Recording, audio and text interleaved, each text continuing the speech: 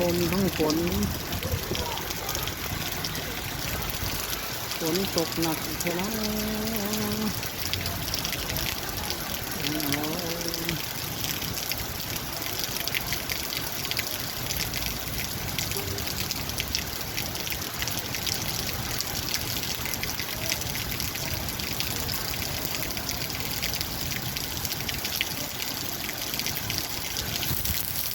ลมทั้งฝน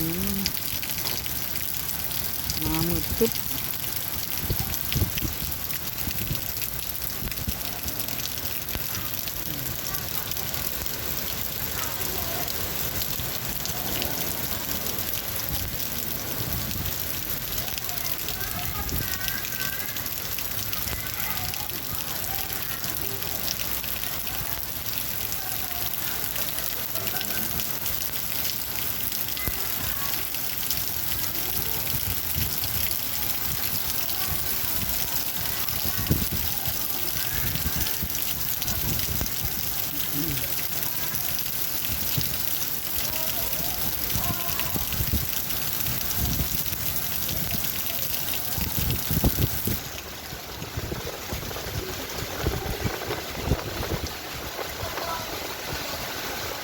โอ้ลมแรงม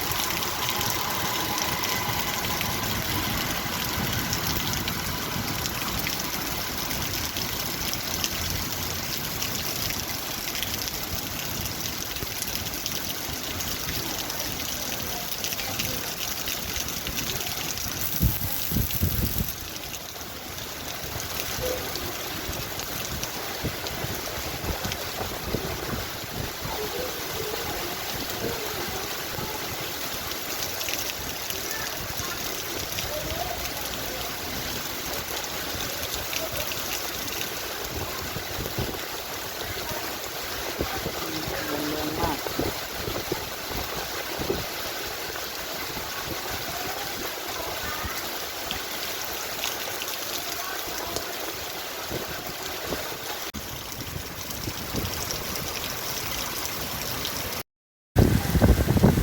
ที่นี่หนักมากเลยทั้งลมทั้งฝนนะหนักไหมเนี่ย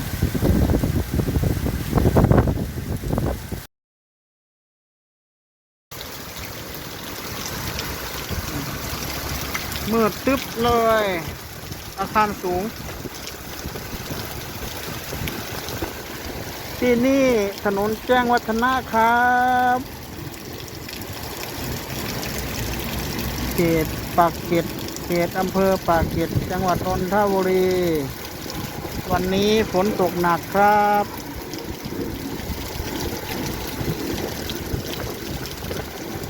ทั้งลมทั้งฝนมาหนักมากการจราจรถนนแจ้งวัฒนะก็เริ่มชะลอตัวแล้ว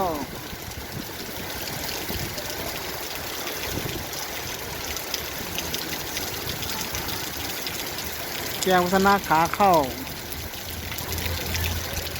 น้ำท่วมฝน